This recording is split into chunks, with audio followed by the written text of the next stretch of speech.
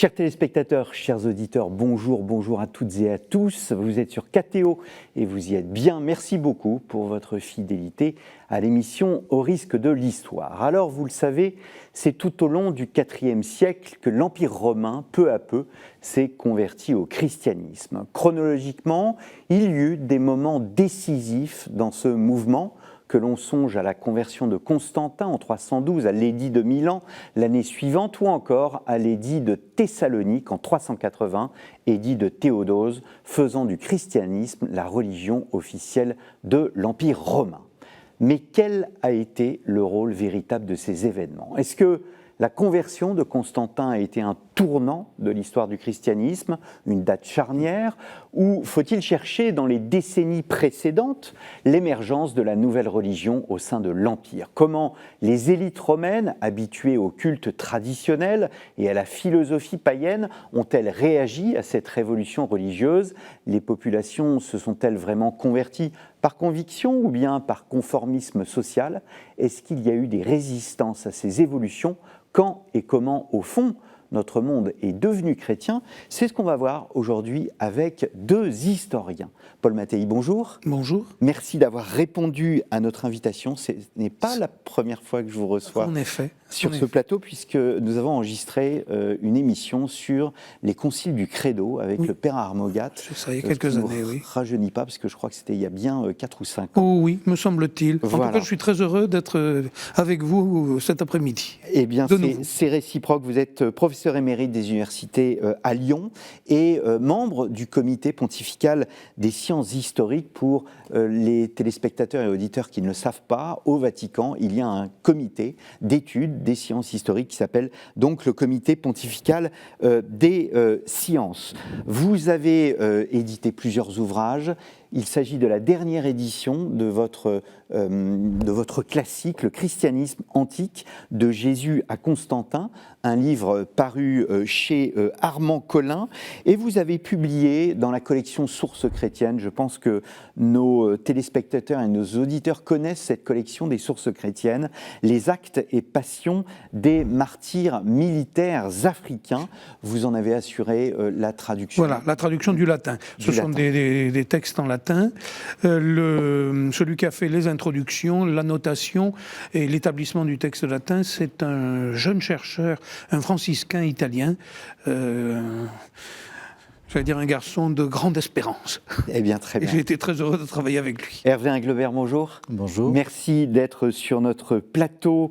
Vous êtes professeur d'histoire romaine à l'université Paris-Nanterre, vous-même auteur de nombreux ouvrages. Pour préparer cette émission, j'ai eu la chance de trouver, parce que je ne pense pas qu'il soit encore disponible, s'il est épuisé ou pas, mais on le trouve parfois en occasion, le problème de la christianisation du monde antique. Il s'agit d'un colloque que vous avez réuni en 2010 avec Sylvain de Stephen et Bruno Dumézil aux éditions Picard. Bruno Dumézil, nos auditeurs et nos téléspectateurs le connaissent très bien. Et je souhaitais aussi signaler cet autre ouvrage, Saint Jérôme, chronique, continuation de la chronique d'Eusèbe, année 326-378, un ouvrage paru aux presses universitaires de Rome, puisque vous êtes un spécialiste des deux personnages.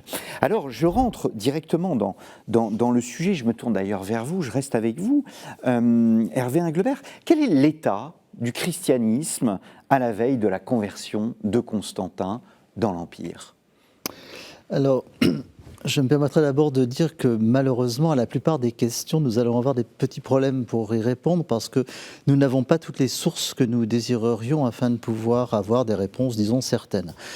Par exemple, le nombre de chrétiens qui pouvaient exister dans l'Empire vers 300 est très difficile à évaluer et depuis un siècle, en fait, on ressort plus ou moins les mêmes chiffres de manière assez répétitive et sans beaucoup d'arguments totalement concluants. Ça va varier selon les auteurs et selon ce qu'ils apprécient la situation, entre en gros 5% et 20%. sur la totalité de l'Empire. Mais en réalité, ce chiffre global n'a pas beaucoup d'intérêt, car il y a des régions qui sont effectivement relativement christianisées, ce serait le cas de l'Asie mineure, où là on peut penser que 20% de chrétiens dans certaines régions, c'est tout à fait possible, et d'autres régions comme la Gaule ou les Balkans, où il y en aurait beaucoup moins, et où là 5%, ce serait déjà beaucoup, voire pas mal. Mais il faut savoir que ce sont des questions qui étaient déjà débattues il y a plus d'un siècle par Harnack, par exemple, dans son grand ouvrage sur la mission chrétienne. Et on n'a pas beaucoup plus de données en réalité, malheureusement, pour pouvoir répondre précisément à ça.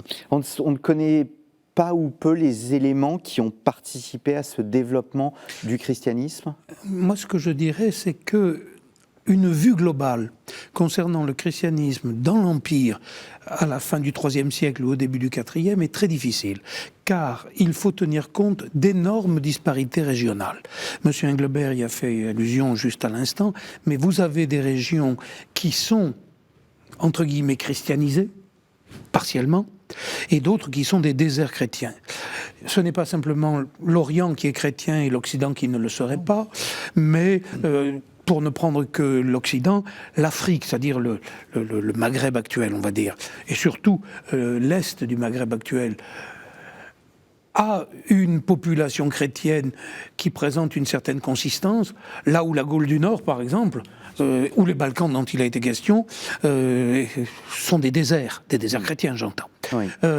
Mais pour revenir à l'Afrique, une province comme la province de Numidie, qui va être célèbre à cause du schisme donatiste à partir du début du IVe siècle. Les donatistes, c'est une hérésie. Et c'est un schisme qui est né des séquelles de la persécution dite de Dioclétien. Mais ce que je voulais en dire, c'est que une province comme la Numidie, c'est-à-dire l'Est algérien actuel,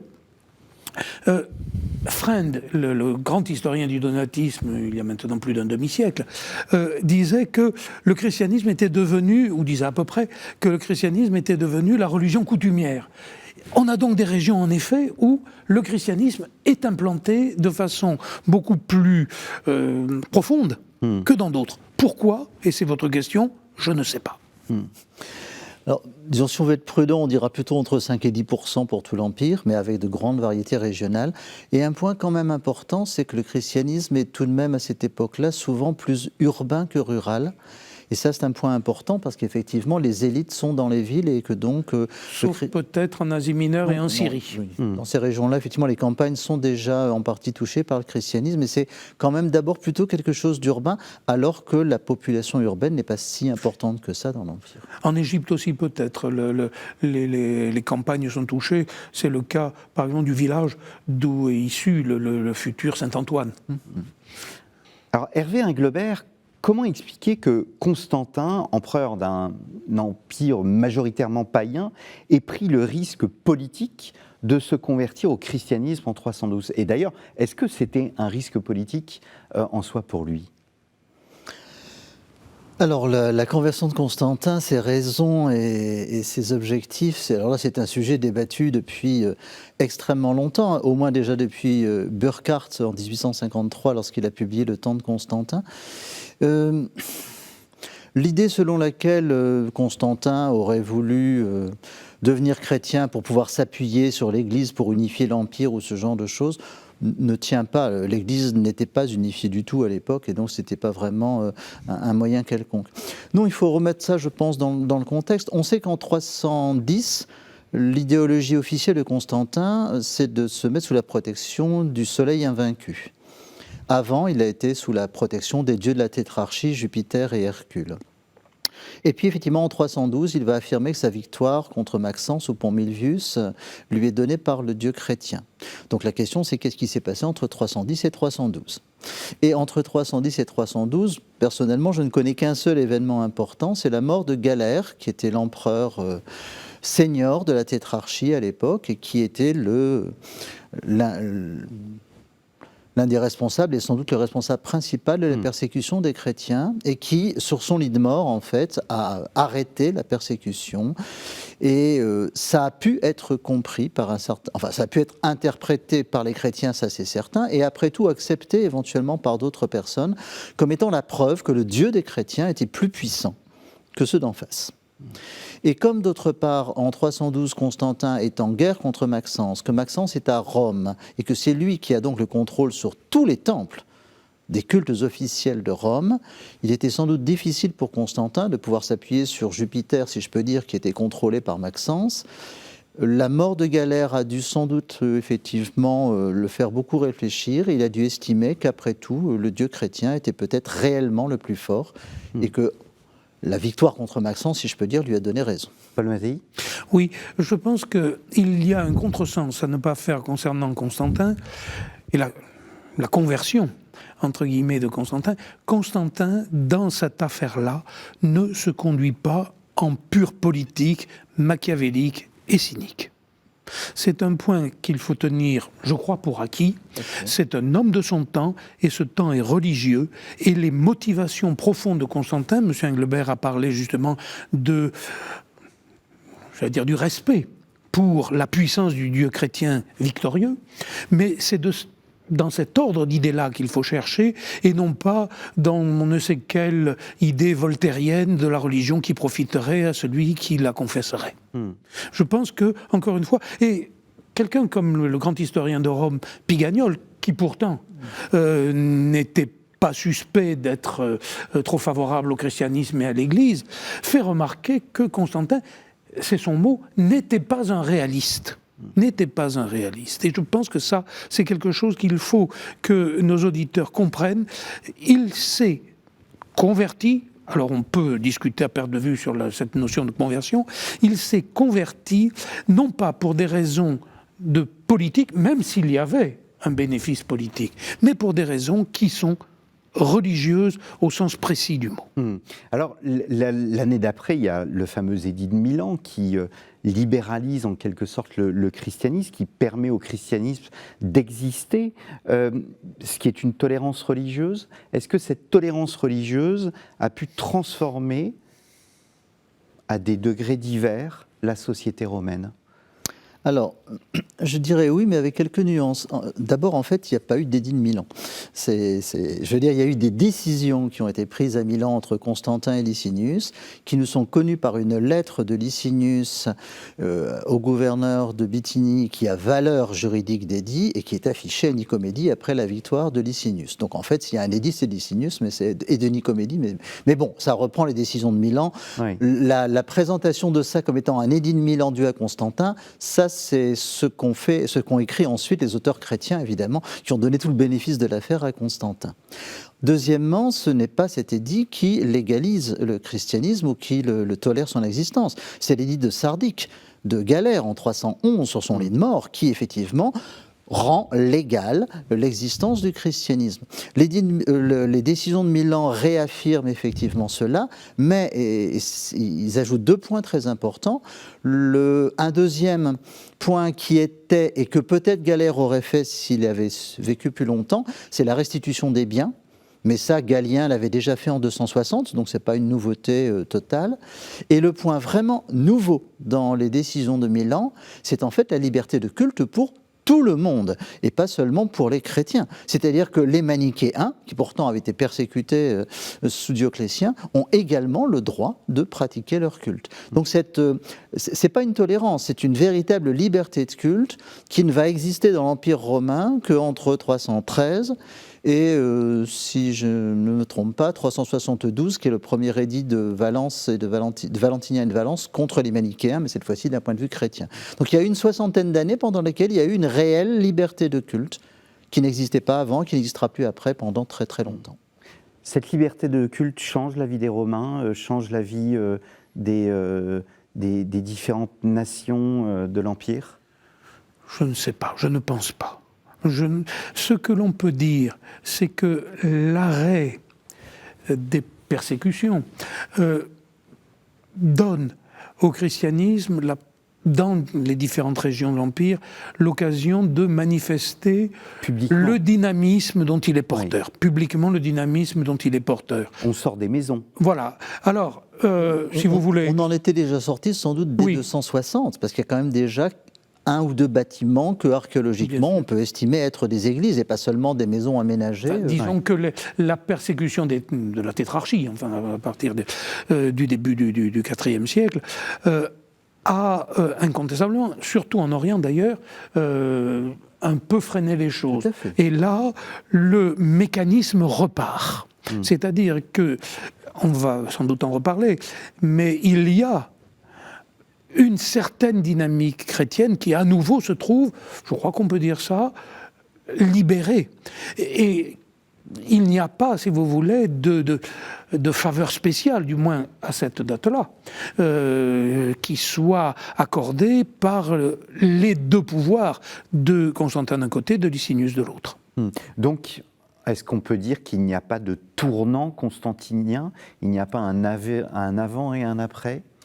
Si, bien sûr, il y en a un, ne serait-ce que parce que Constantin va, dès l'hiver 312-313, déjà accorder certains privilèges aux clercs et aux églises, en particulier donc des privilèges juridiques, les dispensant de certaines charges municipales, et d'autre part également des dons à des communautés ecclésiales sous le contrôle de l'évêque.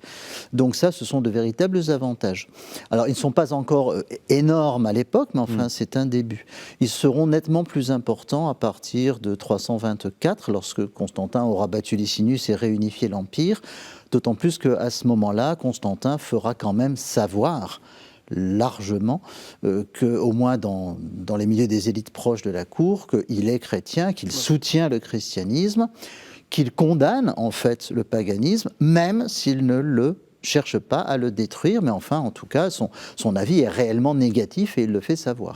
Alors, ça, c'est l'aspect politique, mais est-ce qu'il y a un aspect social?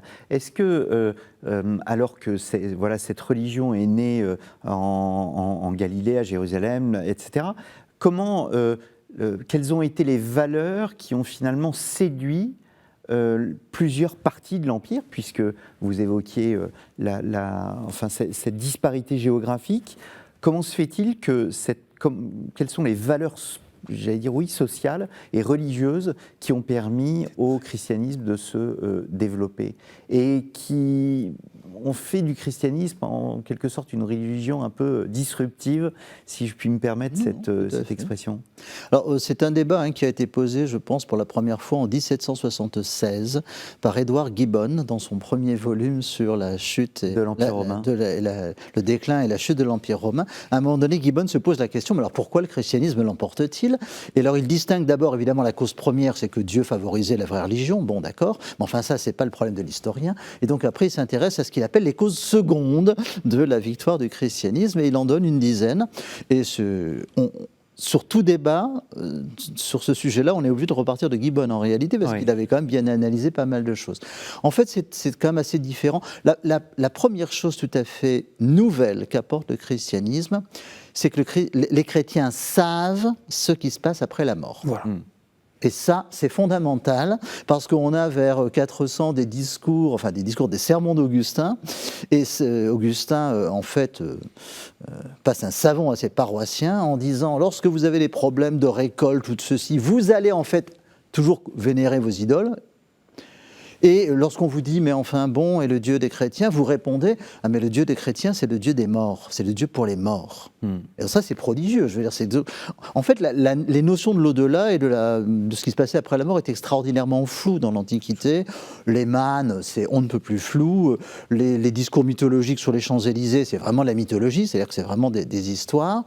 Et en fait, on ne sait pas. Et là, brutalement, vous avez des gens qui disent, mais nous, on sait. Ça, c'est vraiment une nouveauté. Oui. Ça, c'est une grande nouveauté. Une autre nouveauté, c'est l'aspect aide communautaire. Alors, ces aspects on sait ce qui se passe après la mort et l'aide communautaire, on le trouvait également dans les communautés juives. Mais la grande différence des chrétiens, c'est qu'ils s'intéressent également, si je peux dire, aux autres. C'est-à-dire qu'on a une lettre de Julien qui est tout à fait étonnante, où Julien essaie de développer une espèce de charité païenne afin de contrecarrer l'influence des chrétiens. Et il dit, les chrétiens s'occupent des pauvres, et ils s'occupent même des nôtres. En fait, ils nous piquent nos pauvres, et ils les convertissent pour en faire des chrétiens. Et ça, ce sont effectivement deux grands éléments nouveaux. Bon, après, il peut y en avoir d'autres. La place de la femme ? Alors, la place de la femme, disons que ça a pu intéresser certaines jeunes femmes de l'aristocratie romaine qui, si j'ose dire, ont eu le choix, pour refuser un mariage qui était des mariages arrangés et imposés, le choix de devenir une vierge consacrée. Ça, oui. Paul Mattei. Oui, je pense qu'en effet, les deux grands motifs, c'est d'une part l'entraide, mais plus encore les doctrines eschatologiques. L'eschatologie chrétienne, c'est-à-dire la doctrine chrétienne orthodoxe, on va dire, sur les fins dernières, sur ce qui se passe après la mort individuellement ou collectivement, c'est quelque chose qui est dans l'ensemble bien défini. Alors que si l'on regarde, je ne dirais pas même simplement la mythologie ou les mythologies, mais même ce qu'il est convenu d'appeler les cultes orientaux, on a en réalité des choses extrêmement vagues. Extrêmement vagues, et il n'est pas sûr du tout même que pour certains de ces cultes orientaux, l'eschatologie, c'est-à-dire ce qui se passe après la mort, ait été véritablement l'objet d'une réflexion ou d'une croyance. Donc ça, je pense que c'est tout à fait important. Quant à l'entraide, effectivement, on peut peut-être rajouter une troisième raison. Les structures des communautés chrétiennes sont extrêmement simples. Les structures, elles sont simples, c'est-à-dire que vous avez, qui se met en place progressivement, qui est encore en train de se mettre en place à la fin du IIIe siècle et au début du IVe siècle, d'un côté des ministres, avec le principal d'entre eux qui est l'évêque. Autour de lui, parfois, il y a d'autres ministres, des presbytres, et puis des diacres, et puis d'autres ministres inférieurs. Et il y a d'autre part la communauté. La communauté qui est organisée aussi en ordre avec des vierges et bientôt des ascètes, j'allais dire institutionnels, des moines. Donc on a une structure de l'Église chrétienne qui est assez lisible, assez facilement lisible. Et il y a donc là sans doute un sentiment de structuration qui a pu favoriser le christianisme, du moins sous sa forme de la grande Église, enfin du catholicisme. Vous êtes sur KTO et je reçois Hervé Inglebert et Paul Mattei, spécialistes du christianisme antique, pour évoquer donc la façon dont le christianisme s'est développé dans l'Empire romain. Alors il y a une autre date en dehors de la conversion de Constantin, je le disais en introduction, c'est le fameux édit de Thessalonique de Théodose en 380 qui fait du christianisme une religion officielle, la religion officielle de l'Empire. Est-ce que cette mesure, cet édit, est l'aboutissement logique d'un processus ou bien il s'agit d'une rupture ? Alors, si vous me permettez, il est des morts qu'il faut qu'on tue. L'édit de Thessalonique de 380, qui a été décrété par Théodose au moment où il est devenu empereur, ou juste après, ne concerne pas ce qu'on appellera, pour faire court, le paganisme. C'est une affaire purement interne au christianisme. Que dit en effet cet édit, dont l'incipit est en effet tout à fait tonitruant, que tous les peuples de l'Empire, cunctos populos, croient, etc. En réalité, que dit cet édit ? Il déclare que la seule croyance chrétienne désormais permise, à l'exclusion de tout autre qualifié d'hérétique, c'est la forme de christianisme professée par l'évêque de Rome, Damas, et l'évêque d'Alexandrie, Pierre. Et cette foi chrétienne professée par Damas et par Pierre, c'est la foi nicéenne. Le concile de Nicée. Voilà, la foi nicéenne, c'est-à-dire l'égalité du Père et du Fils. Des païens, il n'est pas question du tout. Donc, ça ne concerne pas la christianisation de l'Empire, le christianisme étant imposé à tous. En l'espèce, il s'agit d'une déclaration que Théodose, qui vient encore une fois d'accéder au pouvoir, qui n'est pas converti officiellement, même s'il a une foi nicéenne, j'allais dire en sa qualité d'espagnol, qui est affirmée. Mais cet édit, dont l'incipit, je le répète, est Cunctos Populos, que tous les peuples, ce n'est pas un édit concernant la christianisation de l'Empire. C'est un édit qui concerne les églises chrétiennes et qui déclare que le seul christianisme désormais officiel, acceptable, c'est la foi nicéenne. Oui. On peut même préciser qu'en fait, à l'origine, c'est même un édit local. Parce qu'il prend ça à Thessalonique, mais c'est uniquement pour les gens de Constantinople. Parce qu'il va arriver à Constantinople. Thessalonique, c'est en Grèce, c'est la ville d'Aristote. Voilà. C'est Salonique actuelle. Donc c'est Salonique actuelle. Donc il est à Thessalonique, il va arriver à Constantinople, qui est le siège du pouvoir impérial en Orient. À Constantinople, il y a des divisions entre Homéens et Nicéens depuis une bonne 50aine d'années. Et en fait, il veut simplement dire, ben voilà, moi, j'arrive et je prends position, et c'est ça et pas autre chose. Et cet édit n'a aucune autre portée en 380. En revanche, lorsqu'il est repris en 437-38 pour être remis au début du livre 16 du Code théodosien qui est consacré aux affaires religieuses et spécialement aux affaires chrétiennes, alors là, il prend une valeur beaucoup plus générale. Oui, mais ça, c'était en 437-38, donc c'est quand même plus de 50 ans plus tard, si vous voulez. Donc, c'est pas le Moyen-Âge ne commence pas en 380, comme certains ont eu le malheur de l'écrire. Ce n'est pas ça du tout. C'est ça. Et d'autre part, alors, quand est-ce que le christianisme va... Il n'y a pas une date précise pour dire que le christianisme devient la religion officielle de l'Empire. Il est celle qui est protégée par les empereurs. Les empereurs, à un moment donné, ne vont plus financer les cultes officiels, traditionnels de l'État romain à Rome, parce qu'il n'y avait que à Rome où ils étaient financés en réalité.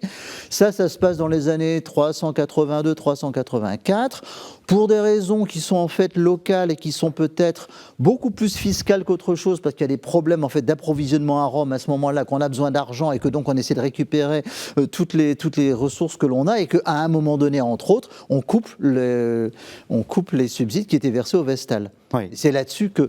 Mais c'est pas forcément une volonté religieuse. Ils ont des problèmes d'argent et ils essaient de faire des économies. C'est très trivial. Paul Mattei. Oui, disons que si l'on peut parler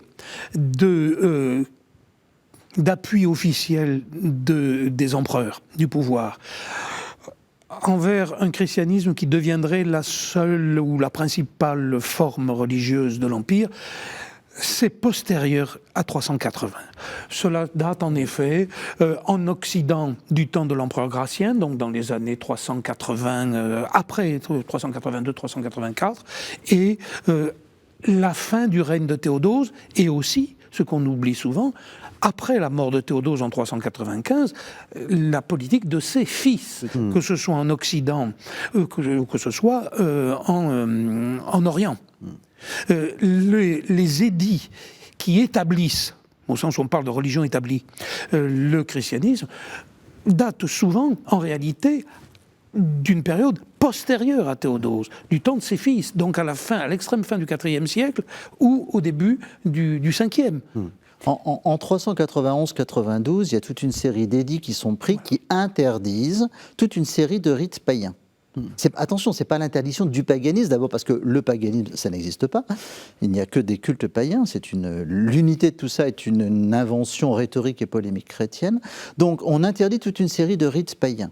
Mais d'une part, ça ne veut pas dire qu'on n'a plus le droit de faire les autres qui n'ont pas été interdits. Et on sait qu'il y a des rites païens qui continuent au moins jusque vers 450. Il y a des résistances, en fait. Pas seulement des résistances, c'est que la loi interdit de faire certaines choses, mais ce qui n'est pas interdit par la loi est autorisé. Donc, par exemple, il est interdit de faire des sacrifices. En revanche, il n'est pas interdit d'aller jeter des pièces de monnaie. Et on en retrouve archéologiquement autour de certains temples en Italie jusque vers 450.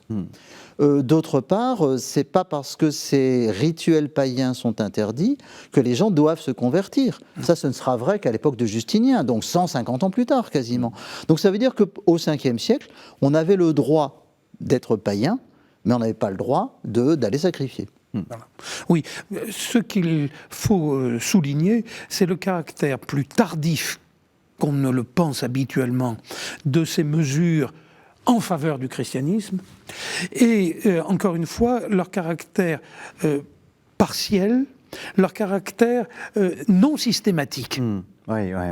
Ce qui fait que on ne peut pas dire que le IVe siècle est le siècle de la christianisation de l'Empire. En réalité, c'est un processus beaucoup plus long, beaucoup plus lent, et qui n'acquiert une certaine vitesse de croisière, si on peut parler ainsi, qu'à l'extrême fin du IVe siècle, de telle façon que ce processus long, qui dure, il a été cité à l'instant le nom de Justinien, ce que l'on peut dire, c'est qu'entre Constantin et Justinien, c'est-à-dire entre le début du IVe siècle et le milieu du VIe, grosso modo, la majorité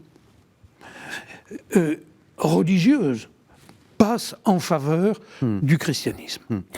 Alors, pour montrer, je vais un peu bouleverser une idée reçue pour nos téléspectateurs et nos auditeurs, mais il y a un article notamment de Bruno Dumézil dans votre ouvrage « Le problème de la christianisation du monde antique ». Vous avez ce colloque que vous avez co-dirigé avec Bruno Dumézil et Sylvain de Stéphane qui tente de comprendre ce qu'est un chrétien. Et la réponse n'est pas si facile que cela. Pour nous, un chrétien, c'est celui qui se fait baptiser et qui va à l'église, qui demande le baptême après une formation de 2 ans. Là, les choses sont beaucoup plus compliquées. Beaucoup de chrétiens se disaient chrétiens, mais n'étaient pas baptisés ou ne prenaient le baptême qu'à l'article de la mort. Tout à fait. Constantin Ier, d'ailleurs, dont on ne va pas douter qu'il se définissait comme chrétien et qu'il était reconnu comme tel quand même par tous les évêques de son temps, mais qui ne s'est fait baptiser que sur son lit de mort, pour une raison simple, qu'on trouvera d'ailleurs chez Tertullien. Tertullien, à un moment donné, donc là on est vers 200 seulement, et Tertullien a écrit « Les Césars... Les Césars ne peuvent pas être chrétiens. Voilà. » C'est une formule extraordinaire, parce que 100 ans après, c'est fait quand même. Donc la question, c'est pourquoi ? La réponse, c'est parce que si vous êtes un empereur, parce que César, c'est ça, si vous êtes un empereur, vous devez forcément faire couler le sang, que ce soit en combattant dans les batailles ou en rendant la justice, qui se termine quand même assez souvent par des condamnations à mort. Et ça, quand même, c'est pas évangélique. Donc Tertullien dit, un César ne peut pas être chrétien. Ouais. Constantin, effectivement, va être chrétien, va être César, donc empereur, va mener des guerres, va condamner à mort, c'est pas un problème, tout ça, mais il ne se fera effectivement baptiser qu'à la fin, et au dernier moment, où il enlèvera son manteau de pourpre, symbole du pouvoir impérial, pour revêtir une aube blanche de baptisé. Et au fond, le baptême efface, si j'ose dire, la pourpre et le sang, et lui permettra donc d'aller au paradis. Mais s'il avait fait avant, il aurait eu des problèmes, parce qu'il aurait quand même dû faire couler du sang après. Donc, si vous voulez, c'est être chrétien, oui, mais on peut l'être sans être... On peut se dire chrétien sans être pour autant baptisé, sans que ça pose de gros problèmes à l'époque, où on admettra quand même que les catéchumènes et ces gens-là, oui, peuvent être considérés comme chrétiens. Nous sommes peut-être victimes de notre documentation, car les écrivains, on va dire les pères de l'Église, effectivement insistent beaucoup pour que l'identité chrétienne soit beaucoup plus ferme qu'elle ne l'était en réalité. Et précisément, s'ils insistent beaucoup sur la distinction d'avec les païens, s'il y a des œuvres apologétiques, s'il y a donc de la polémique, c'est aussi par réaction, parce que précisément, dans la population générale chrétienne, va-t-on dire, enfin, les affirmations identitaires étaient beaucoup moins marquées que les responsables, les gens peut-être plus conscients, je ne sais pas s'il faut dire ça, le voudraient, ou l'auraient voulu. Ou plus intolérants. Voilà. Et donc, si vous voulez, je pense qu'il faut insister là-dessus. C'est d'ailleurs un des points importants, M. Englebert est mieux placé que moi pour dire cela, de la recherche actuelle, le caractère fluide des appartenances. Et effectivement, le retard du baptême, c'est encore une autre chose, parce que l'Antiquité chrétienne n'avait pas une pratique de la pénitence post-baptismale facile. Naturellement, les péchés courants, si j'ose dire, se lavaient par la prière, l'aumône et le jeûne. Mais pour des péchés plus graves, et en particulier ceux qu'un dirigeant pouvait être amené à commettre dans l'exercice de son pouvoir, c'était plus délicat. Et donc, parce que quand on entrait dans l'ordre des pénitents, cela entraînait un certain nombre d'incapacités juridiques, un certain nombre de comportements pénitentiels rudes, qui rendaient la vie sociale un peu plus difficile. D'où la tendance à reporter la pénitence et surtout la réconciliation à l'article de la mort. Parce qu'effectivement, là, après, il n'y avait plus de raison d'avoir, j'allais dire, de comportement social un peu difficile. J'en reviens à la façon finalement dont le christianisme s'est répandu. J'ai reçu Marie-Françoise Basselès sur ce plateau, évoquer le travail des évêques, leur correspondance, etc. Comment la cité chrétienne, au fond, s'est substituée à la cité antique? Autrement dit, est-ce que la décadence, finalement, de l'Empire romain a permis au christianisme de se développer? Alors d'abord, je vous dirais qu'il y a plus grand monde pour croire qu'il y a une décadence de l'Empire romain, donc... Donc, écartons ce sujet. Lorsqu'on parle de la cité chrétienne ou de la cité antique, il faut bien voir que là, on parle de la cité locale. Et en fait, le problème, c'est qu'il n'y a pas de cité chrétienne. Il y a une communauté chrétienne dans une cité antique. Et en réalité, on ne passe pas de la cité antique à la cité chrétienne. Éventuellement, on passe d'une cité antique à une cité épiscopale, plus tard. Mais on ne passe pas facilement de l'un à l'autre pour une raison très simple. C'est que la cité antique, enfin n'importe quelle cité antique, il y en a peut-être 2000-2500 à l'époque, est autonome et du point de vue de ses cultes, a ses propres cultes qui ne sont pas tout à fait ceux des voisins. Donc il y a une religion civique propre à chaque cité. Ce n'est pas le cas du christianisme. Le christianisme, c'est le même quand même partout. Alors il peut y avoir évidemment une vénération de tel ou tel saint qui sera un peu plus forte là, mais il reste que c'est quand même la même religion partout. Et puis les saints locaux, il y en a en réalité très peu. Parce qu'il y a très peu de cités qui ont réellement eu des martyrs. Oui. Donc, vénérer Saint-Pierre et Saint-Paul un peu partout dans l'Empire, c'est pas spécialement local, si vous voulez, c'est quand même assez standard. Donc, le passage de la cité antique à la cité épiscopale, ce qui est vrai, c'est que lorsqu'en Occident, l'Empire romain disparaîtra ou sera remplacé par des pouvoirs qui seront peut-être moins contraignants, la place de l'évêque, du coup, deviendra plus importante. Mais en Orient aussi, à partir de Justinien, la place de l'évêque devient importante. Les évêques ne cherchaient pas à régenter la cité. Enfin, je veux dire, les évêques, c'était pas leur but d'aller réparer les aqueducs ou ce genre de choses. Même si, à partir de Justinien, ils vont plus ou moins d'ailleurs devoir le faire. Mais c'était pas... Parce qu'il y a une absence de pouvoir politique pour le faire? Il y a certains moments où effectivement il n'y a plus vraiment de pouvoir politique, soit royal, soit que les élites locales ne s'y intéressent plus, et que l'évêque estime que ça va être de son devoir quand même d'assurer une adduction d'eau ou quelque chose comme ça. Mais c'est pas forcément quelque chose qu'il voulait, ce sont les circonstances qui les ont amenés à ça. Oui, je ne sais pas si on peut dire qu'une cité chrétienne s'est substituée à la cité antique. Enfin, effectivement, les circonstances politiques, en Occident en particulier, ont fait que la structure étatique s'érodant et disparaissant, le pouvoir épiscopal a été amené à exercer un rôle de substitution. Mais nous ne sommes pas au IVe siècle. Dans le meilleur des cas, cela se situe au Ve, lorsque, encore une fois, l'Empire d'Occident part en morceaux. Et en Orient, la chose n'existe pas. La structure étatique subsiste. Et même si, effectivement, la majorité, sinon la totalité de la population devient chrétienne, même si par la force des choses, les structures de l'Église chrétienne sont présentes localement et en général, on ne peut pas parler, je crois, en effet, d'une cité chrétienne. Simplement, le christianisme est présent partout. Comment expliquer que les rois barbares aient décidé finalement de rejoindre le culte des vaincus, le culte de l'Empire? Il y a faut faire un peu de chronologie là. D'abord, tout simplement parce qu'ils ont pu être convertis très tôt, ou bien ils ont dû se convertir très tôt. Lorsque, en 375-76, les Huns arrivent et que les Goths sont totalement paniqués et demandent à rentrer dans l'Empire, non pas pour l'envahir, mais pour être protégés par l'Empire contre les Huns, Valence leur dit, vous pouvez rentrer, mais il faut vous convertir officiellement au christianisme. Donc, dès 375, les Goths qui entrent sur le territoire romain sont chrétiens. Certains l'étaient déjà avant, mais enfin les autres, ceux qui ont voulu rentrer, ont dû le faire officiellement. Et quand un roi se convertit, l'ensemble de son peuple se convertit dans le monde barbare ?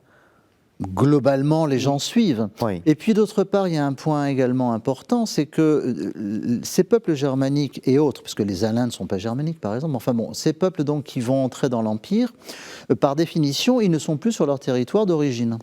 La plupart des cultes ou des traditions païennes sont des traditions locales, des traditions topiques, liées à tel sanctuaire, telle source, tel arbre sacré, Mais le jour où vous êtes parti, vous êtes allé 500 ou 1000 kilomètres plus loin, vous n'avez plus rien, vous n'allez pas emmener vos arbres avec vous, c'est pas possible.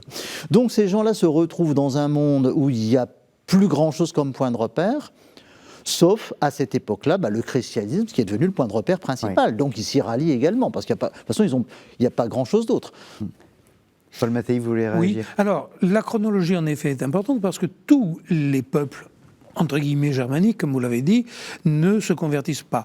Le cas le plus typique, c'est celui des Francs et de Clovis, qui restent païens, qui ne sont pas chrétiens, et là, pour le coup, je pense qu'on peut dire qu'il y a une opération d'ordre politique de la part de Clovis, c'est que, installant son royaume dans une Gaule qui est catholique, au moins superficiellement, mais où précisément le pouvoir épiscopal catholique a, par la force des choses, de plus en plus d'importance. Le coup politique que Clovis faisait, c'était de se convertir au catholicisme pour justement asseoir mieux son pouvoir. Surtout face à d'autres royaumes germaniques, les Visigoths en particulier, qui eux étaient depuis effectivement le IVe siècle chrétiens, mais d'un christianisme hérétique, on va dire, pour faire court, arien. Arien, c'est-à-dire disciple d'Arius. Donc l'affirmation par le roi franc à la fin du IVe siècle et au début à la fin du Ve, pardon, et au début du VIe, de sa catholicité, c'était aussi, je crois, une opération de mainmise sur la Gaule qu'il était en train de conquérir. Alors, il faut bien voir quand même que les Ostrogoths en Italie ou même les Visigoths en Espagne conservent une partie plus forte en Italie, plus faible en Espagne, des structures administratives romaines. Oui. En Gaule, vers 500, il n'y avait plus grand-chose. Donc, à part les évêques, je veux dire, il n'y avait plus grand-chose comme figure d'autorité, donc s'appuyer sur les évêques était effectivement un bon calcul là, de la part de Clovis. Et alors, il nous reste 7 minutes. Il y a un élément que je voulais évoquer, vous l'avez effleuré un peu tout à l'heure, sur les temples. Et il y a une contribution, je ne sais plus laquelle, dans le problème de la christianisation, dans votre livre, dans le colloque, où on a une image très violente finalement du christianisme qui brûle les temples, le martyr d'Hypatie, etc. On a fait une émission sur les fameuses persécutions chrétiennes en les relativisant. Est-ce que les temples se vident finalement ? Est-ce que, et la nature ayant horreur du vide, est-ce que le christianisme n'a pas aussi occupé une place qui était vide ? Bon, d'abord, les temples ont toujours été vides parce que les païens ne se réunissaient pas dans les temples, mais devant les temples. Puisque, alors, il faut bien voir que les temples, effectivement, ont été fermés, on a interdit d'y aller, de faire des sacrifices, etc.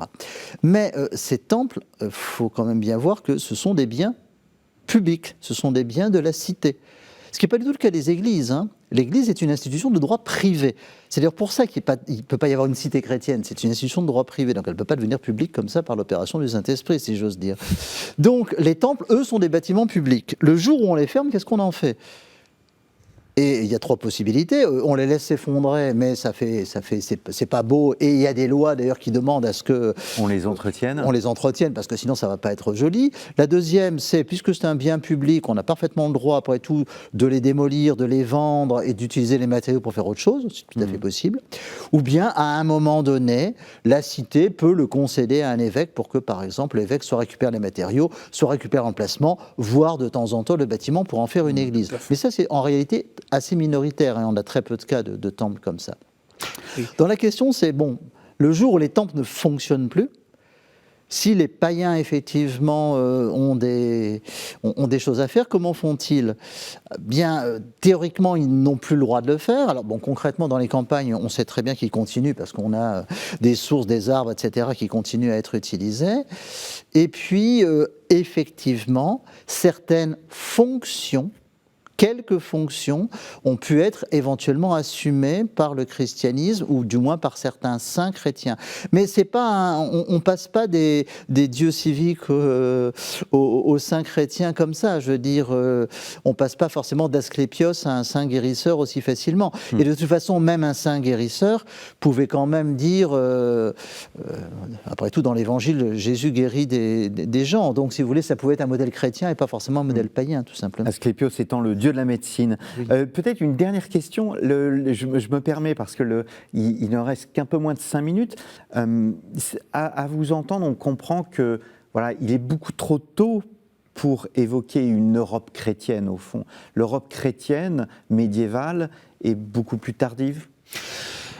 Ce que l'on peut dire, c'est que à partir d'une certaine époque, la majorité de la population, je parle de l'Europe occidentale, des Gaules, plus précisément, la majorité, sinon la totalité de la population est baptisée. Qu'est-ce que cela signifie du point de vue de l'acceptation de la foi chrétienne? En réalité, on sait par le témoignage des évêques très tardifs, je pense à Saint Césaire d'Arles au VIe siècle, que ce baptême universel, si on peut dire ça, ne s'accompagne pas d'une christianisation, ni des mentalités, ni même des croyances, puisque dans la province de Saint-Césaire, de Césaire d'Arles, les paysans continuent d'avoir des pratiques superstitieuses, comme dit l'évêque, qui ne sont pas du tout conformes à l'orthodoxie chrétienne. Et pour revenir à ce dont vous parliez tout à l'heure, à propos des temples, l'idée que l'on a parfois d'une espèce de continuité, il y a un temple là, et sur cet emplacement, il y a une église qui va s'édifier, et puis en Orient parfois, on parle aussi d'une mosquée lorsque le pays s'islamise. En réalité, le passage d'un temple à une église chrétienne n'est pas très souvent attesté. D'abord parce que les temples n'étaient pas pratiques. Un temple, c'est tout petit. C'est pas du tout un lieu de réunion. Alors qu'une église, c'est une assemblée. Voilà. Et l'idée de construire là où il y a eu des temples païens, c'est une idée que l'on trouve surtout, je crois, chez Grégoire le Grand, à la fin du VIe siècle. Hervé Englebert, le mot de la fin. On peut sans doute commencer à parler de chrétienté, c'est-à-dire avec une très large majorité chrétienne et un pouvoir chrétien et des valeurs chrétiennes dominantes vers, disons à la fin du VIe siècle, vers 600 effectivement, ce qui n'empêche qu'il existe toujours un autre culte légal qui est le judaïsme à l'époque, parce que ça il est légal. Pour le reste, il va falloir ensuite... Il y a 2 modèles de la christianisation dans l'Antiquité. Le premier est triomphal, c'est Constantin et Eusèbe. Les démons ont été battus donc. Eusèbe de Césarée, l'historien, voilà, le premier. Voilà. Et puis vous avez un autre modèle de christianisation qui est beaucoup moins optimiste en fait, qui apparaît fin IVe siècle chez Ambroise et Augustin, où dire, oui bien sûr, les démons ont perdu, mais maintenant le débat continue à l'intérieur de l'âme de chaque chrétien. Et là, évidemment, ça va être beaucoup plus difficile. Et je vous rappelle qu'au XVIe siècle, vous aurez des chrétiens protestants pour dire, mais en fait, les paysans ne sont pas vraiment chrétiens, et vous aurez même certaines personnes de la contre-réforme catholique ou de la réforme catholique qui le penseront, puisqu'il y aura de grandes campagnes, effectivement, de nouvelle évangélisation, alors que quand même, on peut estimer qu'au XVIe siècle, l'Europe était chrétienne tout de même. Merci. Mais ce n'était pas ressenti forcément comme tel par tous. Merci beaucoup à tous les deux d'être venus sur notre plateau. Le christianisme antique de Jésus à Constantin, donc le livre de Paul Mattei, paru chez Armand Collin. Il s'agit d'un classique que vous trouvez absolument partout. Et vous avez édité aussi, traduit, les actes et les passions des martyrs militaires, donc du latin au français, un ouvrage paru dans la fameuse collection des sources chrétiennes. Hervé Inglebert, le problème de la christianisation du monde antique, donc c'est le fruit, il s'agit du fruit d'un colloque que vous avez organisé avec Sylvain de Stéphane et Bruno Dumézil, paru aux éditions Picard. Et enfin, Saint-Jérôme, chronique, continuation de la chronique d'Eusèbe, année 378, paru aux presses universitaires de Rennes. Je pense que mais là, j'ai participé, mais le maître d'œuvre, c'est Bertrand Lançon. Oui, pardon, et Benoît Jean-Jean. Voilà. Et Benoît Jean-Jean. Et donc, je pense que je vous recevrai aussi pour cet ouvrage. Il me reste à vous remercier, chers auditeurs, chers téléspectateurs, pour votre fidélité. Nous avons évoqué beaucoup de sujets. Il y a énormément d'émissions disponibles sur ktotv.com en lien avec notre sujet. On a évoqué Clovis. J'ai reçu Bruno Dumézil. Il y a les conciles du Credo avec vous, cher Paul Mattei, avec le père Armogat et bien d'autres émissions sur la naissance du christianisme. Donc n'hésitez pas à vous rendre sur ktotv.com et si vous êtes passionné d'histoire au-delà du christianisme, eh bien rendez-vous sur storiavoce.com. Plus de 750 podcasts vous y attendent. Merci beaucoup et je vous donne rendez-vous la semaine prochaine et non plus dans 2 semaines pour une nouvelle édition d'Au risque de l'histoire.